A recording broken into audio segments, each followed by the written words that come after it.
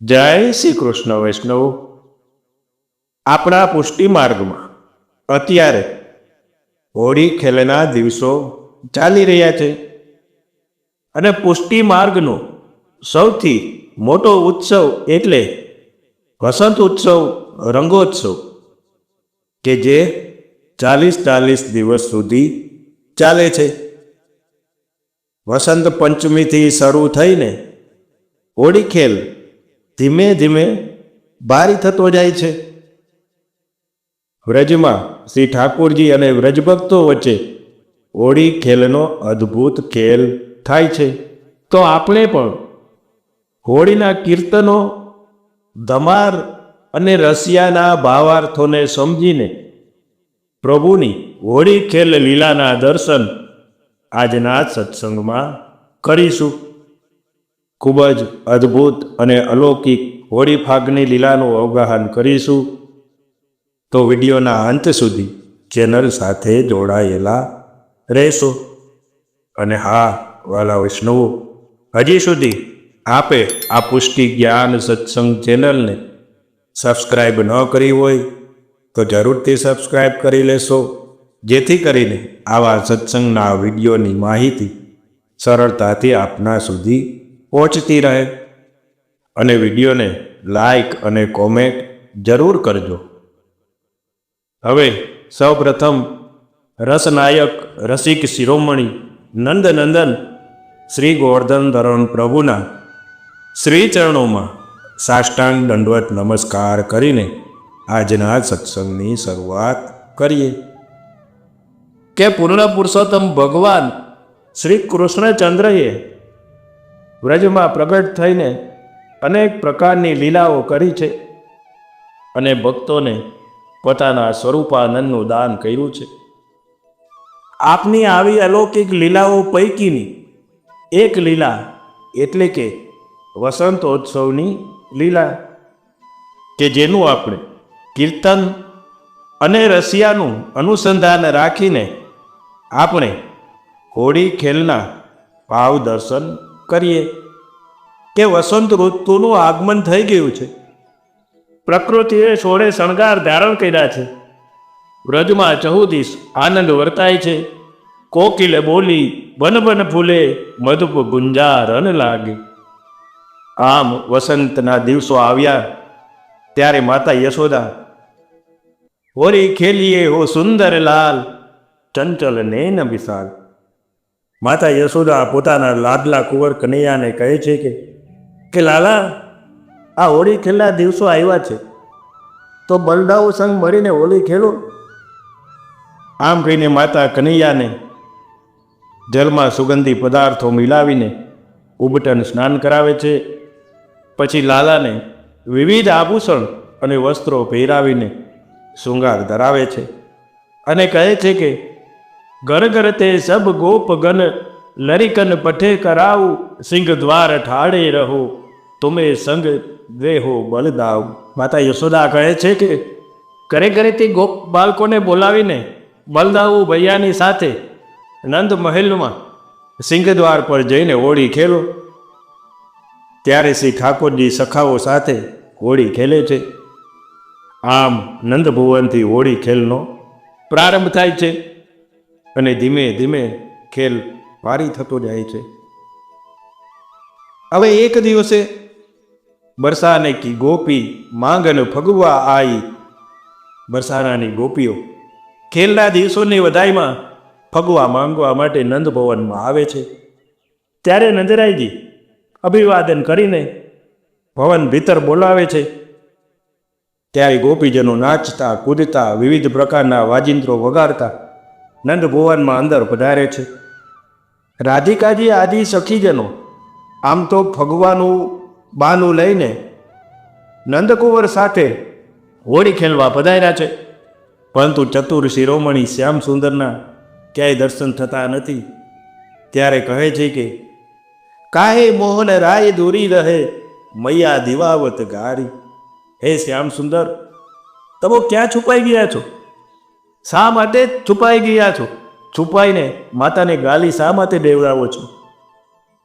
ત્યારે માતા યશોદા અને રોહિણી કહે છે કે હે રાધિકા ગોરી, મારી વાત સાંભળ. આ કનૈયો ક્યાંય છુપાડો નથી, પરંતુ ભોજન કરે છે. માટે આ પિચકારી મત મારો, લાલાને ઠંડી લાગી જશે. પરંતુ શ્રી રાધિકાજી અને તેમની સખીઓ કોઈ પણ વાત માનવા તૈયાર નથી.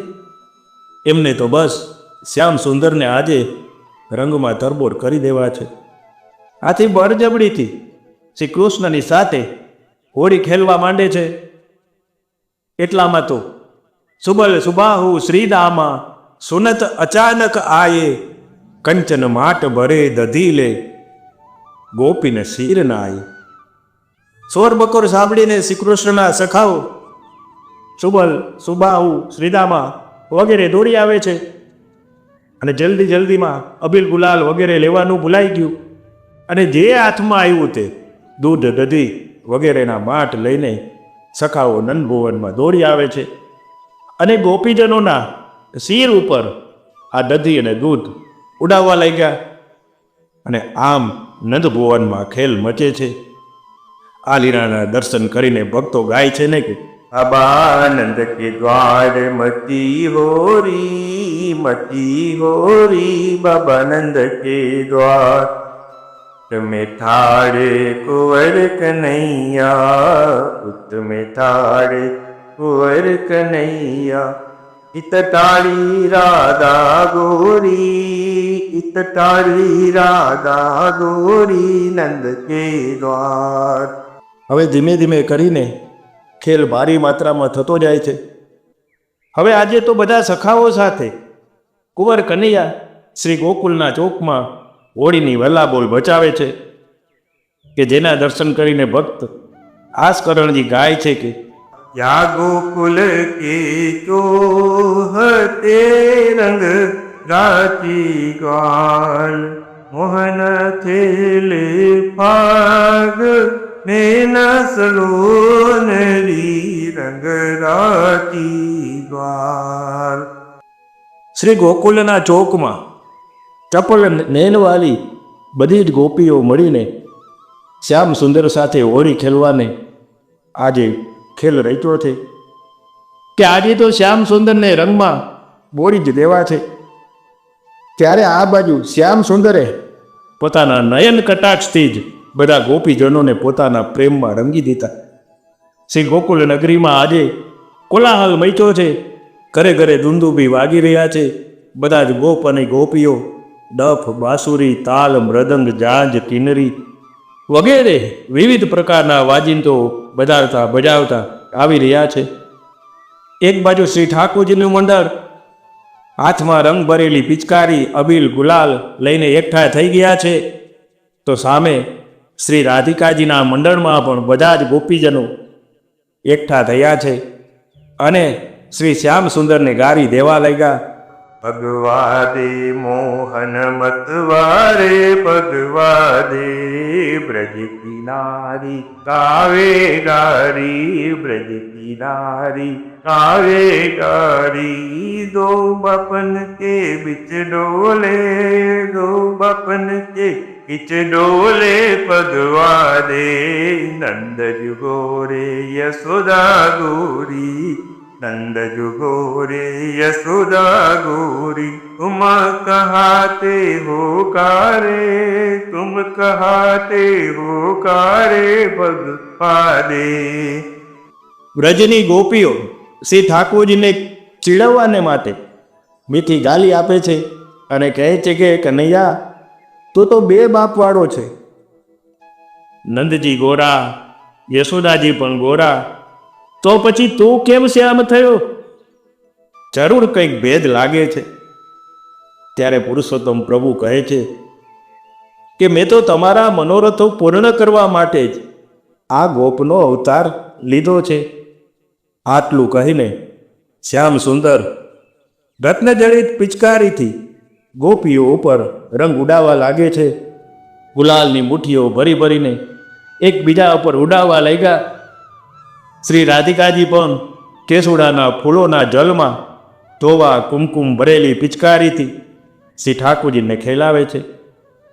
આમ શ્રી ગોકુલના ચોકમાં ભારી ખેલ જામ્યો છે. કુમકુમ, ગુલાલ, અબીર વગેરેથી આકાશ છવાઈ ગયું છે. આ લીલાના દર્શન કરવા દેવતાઓ પણ વિમાનમાં બેસીને આવે છે, કારણ કે દેવતાઓને આ લીલામાં સામેલ થવાનો અધિકાર નથી, પરંતુ દૂરથી દર્શન કરીને આનંદ પ્રાપ્ત કરી શકે. ખૂબ જ ભારી ખેલ થઈ રહ્યો છે.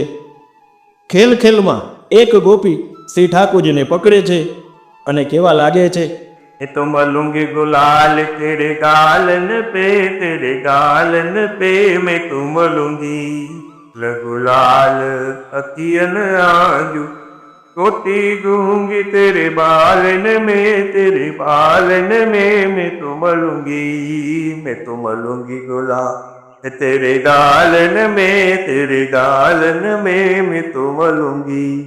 હે શ્યામ સુંદર, આજે માંડ હાથમાં આવ્યા છો. આજે તો હું તારા સુંદર સુંદર ગાલો ઉપર ખૂબ જ ઘસીને અબીલ ગુલાલ લગાડીશ. થોડો ગુલાલ આંખોની આસપાસ પણ લગાવીશ. પછી તારા આ ભાલમાં એક બિંદી લગાવીને આ વાકડિયા વારમાં ચોટી ગૂંથી દઈશ. આજ કસર સબ દિન કી નિકસી, કેટલા દિવસોની કસર આજે ગોપી શ્યામ સુંદર સાથે નિકાલી રહી છે. આમ આનંદ ઉલ્લાસ સાથે ખેલ થાય છે, રંગોની બોછાર ઉડે છે. એટલામાં તો એક ગોપી જોરથી શ્યામ સુંદરને કહેવા લાગે છે. આ સાંભળીને બધા શાંત થઈ જાય છે. હવે ગોપી એવું તે શું કહે છે કે બધા રંગો ઉડાડતા શાંત થઈ ગયા. ત્યારે ગોપી કહે છે કે मेरो कोई गयो बाजू बंद रसिया, होली में मेरो कोई गयो बाजू बंद रसिया, होली में, अरे होली में काना, होली में हो काना, होली में मेरो कोई गयो बाजू बंद रसिया, होली में. અરે કાના, તારી સાથે હોળી ખેલતા મારો મોંઘા મોલનો આ બાજુબંધ ખોવાઈ ગયો છે. હવે હું ઘરે કેવી રીતે જઈશ? હજી તો કાલે જ આ નવો બાજુબંધ બનાવ્યો હતો. મારી સાસુ અને નણંદ તો બહુ જ ગરમ મિજાજની છે કાના. બાજુબંધ નહીં જુએ ને તો એ બંને મારી સાથે ઝઘડો કરશે.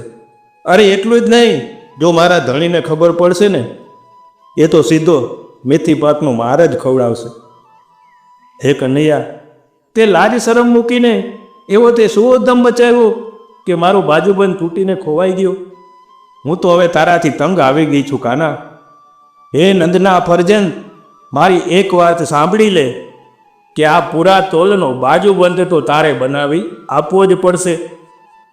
આમ શ્રી ઠાકોરજી અને ગોપીજનો વચ્ચે હાસ્ય, મજાક અને નિર્દોષ ગાલી વગેરે કરતા હોળી ખેલ ચાલે છે. હવે બીજા દિવસે શ્રી ઠાકોરજી સખાઓને કહે છે કે આજે તો આપણે બરસાનામાં જઈને શ્રી રાધિકાજી અને તેની સખીઓ સાથે ખેલ રમવા જવું છે. ત્યારે બધા સખાઓ અને શ્રી ઠાકોરજી બરસાના ગામમાં હોળી ખેલવાને પધારે છે.